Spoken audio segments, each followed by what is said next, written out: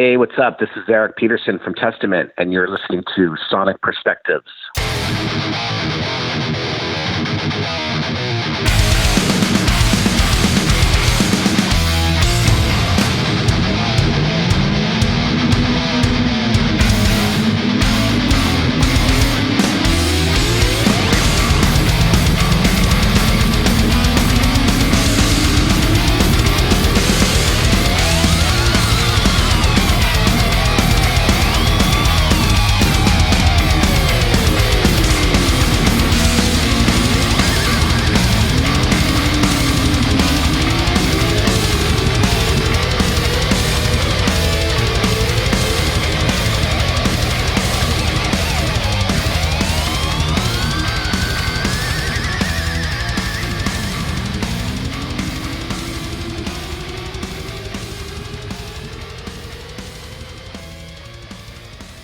Hello everyone, and welcome to another interview of Sonic Perspectives. I'm Rodrigo Altaf, and today I'll be talking to Eric Peterson, the guitar player of thrash metal pioneers Testament. Eric, how are you?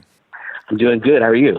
I'm good, man. I'm good. I won't spend too long on this topic, but I hope you're safe and sound because there's a case of COVID-19 in your band. How is Chuck doing these days? Chuck's getting a lot better. I think him and the rest of the lot that caught it are over the hump now. Mm-hmm. They're starting to feel normal, but, still beat up a little bit, but at least they can get out of bed and do things. But they're definitely, 85, 90% on their way back to recovery. Awesome. That's good to hear, man. I heard great things about the tour with Testament, Exodus, and Death Angel in Europe. And I know you have a killer bill for the North American tour as well when that happens. But while this is still up in the air, let's talk about the new album. Okay. Yeah, you have a killer one in the can once again, Titans of Creation. How is the creative process this time? Kind of like how we normally do things. We set some time aside and hammer out some ideas and songs. And, depending on, as time goes by, there's different bands that come out. You hear different things, books, movies, and get influenced by things that have happened, in your life and the other things I just mentioned. Keeping your influences, that started you in the beginning, kind of rediscovering stuff like that. Mm-hmm. I mean, that's, I'm going deep now to, regarding influences, but, just things like that. You kind of go into your own little circle and own little bubble. And sometimes you overanalyze stuff. I think maybe I do a little bit, but, most of the time I'm just searching for something that is something that I would like to listen to, as a metal fan. Yeah, and what is the title alluding to? I feel like there's almost a common thread between the songs, to a certain extent, right? Yeah, musically, yeah. I mean, there's some songs that kind of tie together, but they're kind of all over the place, and just things that are, happen in our world and things that are going to happen, just from seeing the way the world is and that we travel and whatnot. But the title is kind of just describing the album cover, I think. Actually, that the artwork came first before, everything was done. There were still working titles, but nothing really that could describe the album cover in a song. So it kind of just all ties together with, the creation of life, and could be the creation of music, art music, being around for a long time, we're the Titans of Creation. I don't know, but it's mostly describing the cover, I believe. Right. Well, the first thing that caught my attention was the cover, to be honest with you, which is once again made by alluring.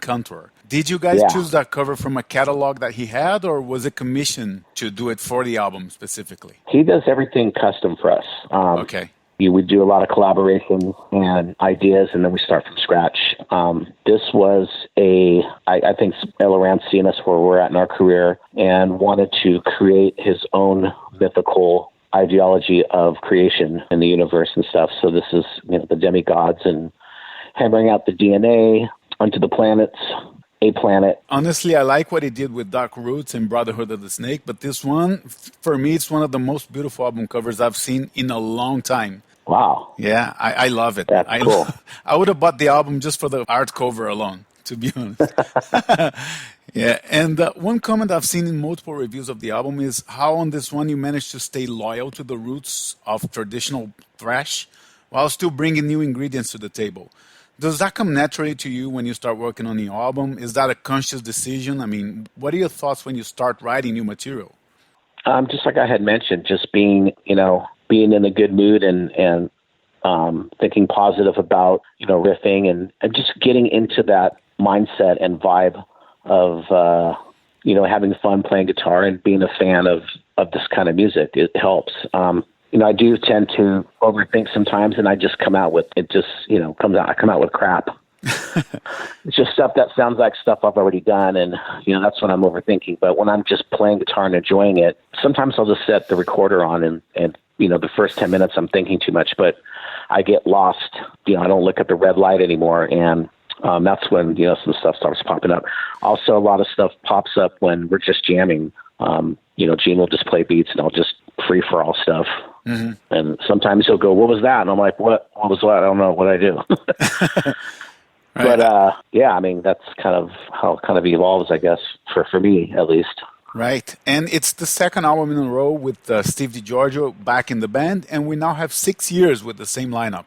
Do you find that things are a little bit more stable right now within the band, or? Oh, yeah, definitely. We all know each other very well, and 13, I think Steve came aboard like 13, 14, so yeah, he's definitely been around for 6 years with us. 2 records. Gene's on his 3rd record with us. Mm-hmm. And this one was probably the funnest one we've done so far, with everybody being involved, at least jamming on the music before we got in the studio. Usually it's written and then those guys show up and they'll hear demos that I've done. But, to actually do the demos, with Gene, that was a big part of the foundation, I think.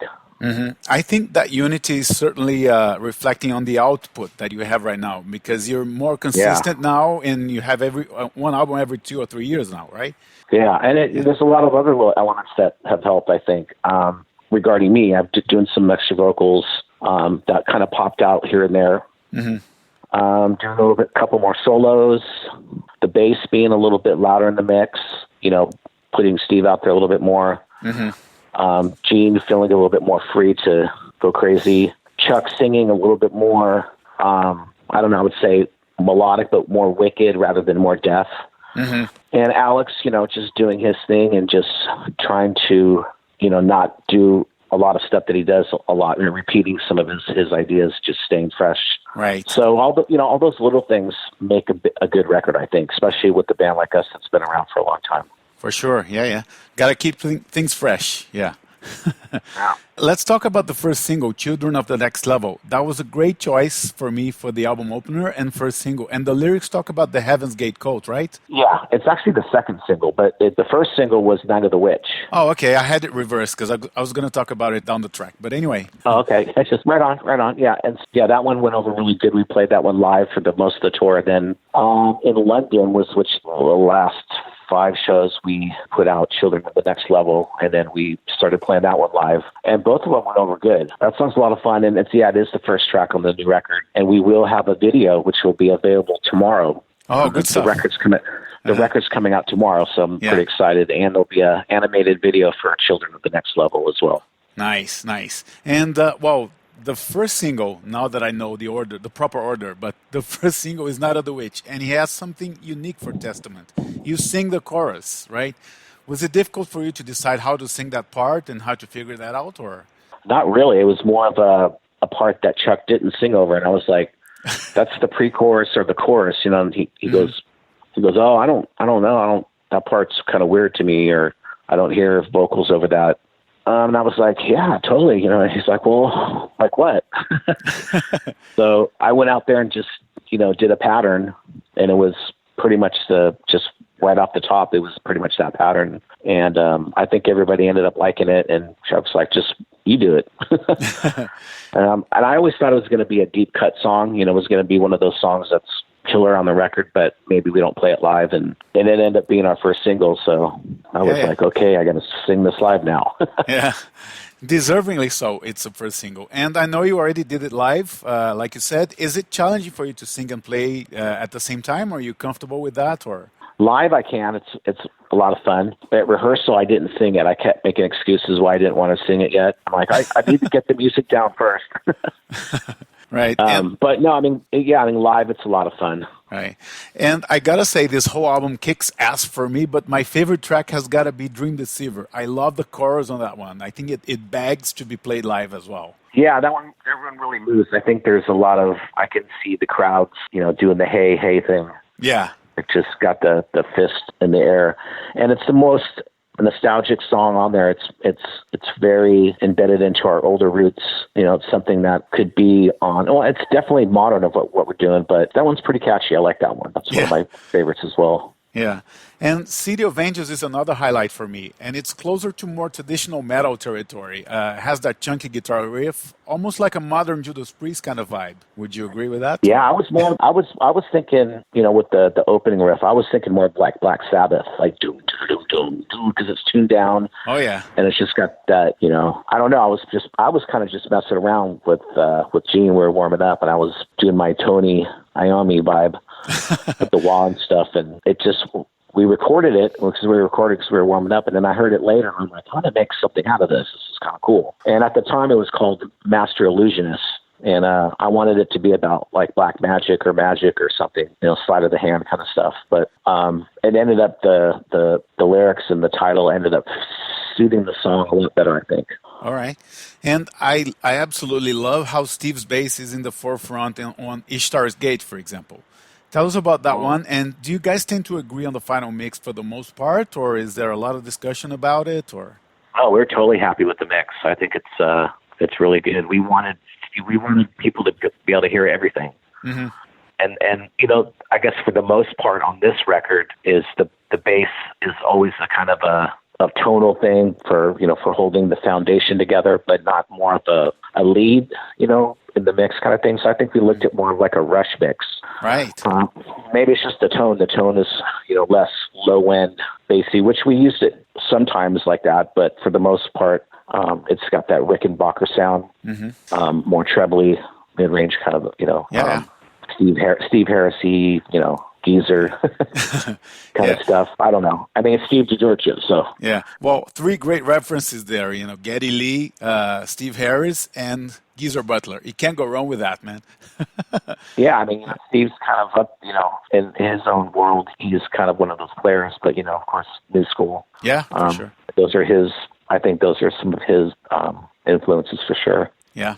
And one of the songs that I know Alex brought this time is Symptoms. And I think it stood out for me because it talks about depression, anxiety, mental and personal issues. Bipolar issues. And most of the other songs have kind of a mystical fantasy feel, right? So this one stands out a little bit. Yeah. Well, when, he brought that one in, Chuck had written the lyrics with Zetra, I think, and it was called something different, and it was more about violence and stuff like that. I think when Alex heard it, he had a different idea. We had kind of discussed bipolar issues, and we kind of looked it up, and there was the term, it just said symptoms, and then it described, bipolar disorder and depression and all that, and just reading it and was kind of trying to push him towards that. And he was like, I'm totally going to do this. And I was like, and there's your title right there. Very cool. Yeah. One of the highlights for me as well on the album is that one. Yeah, I love that song. And I wanted to ask you about the last track, Catacombs. It seems to me like it's an idea that could be developed even further in the future, right? Kind of like a sequence to it in a further album. Well, it used to be our intro for Brotherhood of the Snake Live when we played it everywhere in the world. We used it as an outro on this record. And it's kind of like, a movie where the scores of the production are going up and there's this music in the background. Yeah. No, I almost see like this one being developed into a full song later down the track. I don't know. Maybe that's an idea I'm throwing out there. Yeah, it's melodic. It's got its parts. I think it does it what it needs to do. But I mean, it's definitely an idea for something for sure. Yeah, and I know that both you and Alex share the solos on the album, but how do you decide who's going to do the leads in each track? We kind of discussed them. Some of them, there was a couple of them where Chuck was supposed to sing, and he didn't sing, so I just threw some solos down. Okay. So yeah, I mean, it's kind of, it's more of a twin guitar attack on this record. We go back and forth a lot. There's a couple songs where, of course, Alex does the leads, and there's a couple of songs where I'm just doing the lead. So it's a lot of fun that way, and that's another element, diversity and something different. For sure. And does it get competitive between you and him from time to time, or not really? You guys tend to agree? No. Totally different styles, and, Alex is renowned in has his own sound, and I'm just coming up a little bit, I guess. I've just started. Not just started. I mean, I guess Low is the record where I kind of was doing a lot of solos, trading off with James Murphy, and did all the solos on Demonic. Shared some stuff with James again on The Gathering, and then when Alex came in, when he was in the band, he was lead guitar player, I was the rhythm guitar player. Of course, 25, 30 years later, you grow as a musician, and I think Alex seen that in me and was comfortable sharing the solo spots. And it doesn't take away from anything. It just adds to the music, I think. It's For sure. And I know some of the songs on the album, like you said, have already been played live. Children of the Next Level and Night of the Witch. Usually you try to showcase like the new album, 4 or 5 songs from the new album. What is your process to put a set list together this time? Well, the record wasn't out yet, so we were only play the singles that people have heard. We didn't want to play songs people never heard, and they would just be like looking at us like, huh? So once the record's out, yes, of course, we will be playing 5, 6, 7 songs off the new record. And then, of course, they'll dwindle down like, yeah, that one doesn't really work that well, or this one really works, and just, we kind of do it like that. I love this, how you kept songs from Brotherhood and from Dark Roots in the recent set list. So it's a testament that these albums stand the test of time. And the good New Testament is as good as the Old Testament, at least for me. Yeah. Well, it's a whole different thing, but I think it's more mature and better. But I can't say better because the old stuff is classic and it's more speed metal, fast picking. The new stuff is more melodic and more thought out, but still heavy and just I think more mature and I think we've gotten better with age. So that's just how I see it. Yeah, that's the goal. But I guess there's songs like Eerie Inhabitants and The New Order that you have to play every night, right? Or is there any other song that you can't not play? There's some songs we just go, God, we've been playing these forever. But as it goes in, the music industry, you cannot go see, Motorhead and they don't play, Ace of Spades. They've been playing it forever. You can't go see Judas Priest and they don't play, Breaking the Law or something. I mean, we have to play. There's some songs that we just have to play. And, maybe do we like to rehearse them? No, because we're sick of them. But when we play them live and the crowd goes crazy, that's when you don't think about it that way. You just you lose yourself in it and just like, yeah, this is a cool song. Songs like Into the Pit, Practice What You Preach, stuff like that. Stuff that we always play, but people expect it. It's familiar and it's fun. Yeah. And I read somewhere that the Japanese edition of Titans of Creation will contain a bonus disc with almost a full concert from 2017, right? Okay.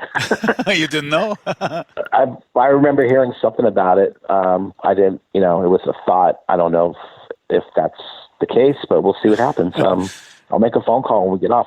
Yeah, I saw on Facebook the other day, man. It's a massive bonus disc. I'll have to check it out. Yeah, let me take a quick step back because on the bonus disc of Dark Roots, there's a series of very interesting covers. You did Queen's Dragon Attack, Animal Magnetism by Scorpions, and Power Slave from Iron Maiden, which sounded insane. I love that cover, but whose idea was it to play Power Slave? Power Slave, I think one or the guy who was recording us, our engineer, he was just like, we were all throwing stuff around, and right when he said that, because that was one that I'm a really diehard older Maiden fan. I like the first 4 records, especially the first 2. I'm a total Paul Di'Anno fan. I just love those records. But I know Power Slave. Took a listen, and I was like, okay. Me and Gene jammed on it and put our little signatures on there, little things that make it sound like us, and it just felt really good. And we didn't. It was the ones, usually when you do a cover, you try to make it your own. Yeah. That song's just badass. So there's nothing really you could do to it. If anything, we added that. There's a couple of accents that they do. There's an accent they do, and we did it more times than they did it. So that made it more like Testament, like dun dun dun dun dun dun kind of stuff. But Dragon Attack was a really weird one. When that one, Chuck mentioned that one to me, and I guess his wife had said something to him about it, and I'm like, oh God. but when Chuck's like, just do something to make it your own, like trip on it. Mm-hmm. And the first thing that came to my mind was Thieves by Ministry. Oh, okay. How it's kind of like down in their mouth. Kind of just has this, and I was like, what if we did something like that to it, and made it more, put a back, Motown backbeat to it. And yeah, we had a lot of fun. We even did a couple pun things at the end. We did "We Will Rock You" at the end. Yeah. With the drums, do do do do do do do do do do, but put the beat, boo boo. So that was a fun one to do. Animal Magnetism was my idea. We ended up tuning it down to B, so it was just really droning, do do do, and just real lower. So it was fun. All those were fun, and we wanted to do something like that again on this one, but we got really caught up in the new songs. No, fair enough. But to me, honestly, I thought it was one of the few Maiden covers that gave the original a run for their money. And it's not an easy thing to achieve, man, to honor the original while, throwing your identity there. And I'd love to play that one live. I love playing that for a solo. And I just had bought just for my, my personal arsenal, I got the Mark Bolan Les Paul, which is a standard body with a custom headstock with PAFs. And I busted that one out for the solo, which has got that chalky 70s kind of guitar tone. The rest of it, I used my signature Gene with it, give it that more crunchy. But the solo's got that, that awk chalky kind of, that was a lot of fun. So to me, that's one of my best solos. And it's not my solo, but I kind of made it my own. Yeah, it did. And then it's a lot of fun. So yeah. And changing the subject a little bit, can we expect a new Dragon Lord in the future, or was that it? Because you had a new one on 2018, right? Yeah, and that one took forever. Testament was just on fire. We were just super, super, super busy. I'm surprised I even got that one done, but it came out really good, and it's kind of timeless too. Because it's stuff that was written, a long time ago, and then more stuff, closer to, 13, 14. All the lyrics were written later, obviously. And yeah, I would definitely like to do something. I have a lot of downtime right now, so we all do. Yeah, we all do. So yeah. I might as well start writing riffs. Oh yeah. I hope it's a side effect of this situation that we are in right now is a new Dragon Lord album. One can dream. All right. Yeah. So going back to Titans of Creation, it comes out tomorrow, April 3rd. I know you can't tour right now, but are you planning a podcast or some sort of interaction with the fans while you can't get on the road? I'm sure we're all going to do some kind of video or something, with Instagram or Facebook. So yeah, that'll be kind of cool. Maybe do a live chat or something. We'll see. Right. While that doesn't happen, we are finishing off. So why don't you send a message to the fans who want to listen to the new album and see you guys on tour as soon as possible? We all know what's going on, and just everybody stay home, be safe. Let's let the dust settle and stay home and order our new record. That'll keep you occupied for a little bit to help. Yeah, life's hard, man, but I think Testament's harder. So let's all rally together and just keep each other safe. Right on, man. Eric, thank you so much for your time, and stay safe out there. All right, you too. Take care. Bye-bye. Okay, everyone, thank you for listening, and I hope you enjoyed this interview with Eric Peterson. You can listen to it also on iTunes, Stitcher, Google Podcast, and iHeartRadio. Also, please follow us on Twitter and Facebook, and subscribe to our YouTube channel. We're going to finish the interview with the song Children of the Next Level from Testament's new album, Titans of Creation. Take care and rock on. Yeah.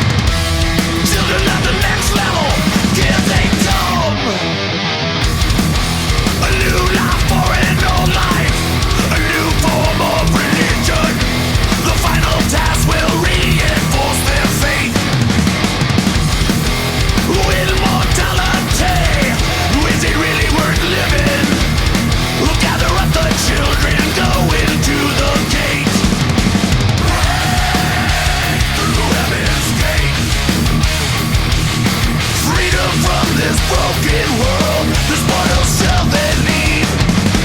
Ride on to the sky. Climb aboard and take a trip to your final destiny.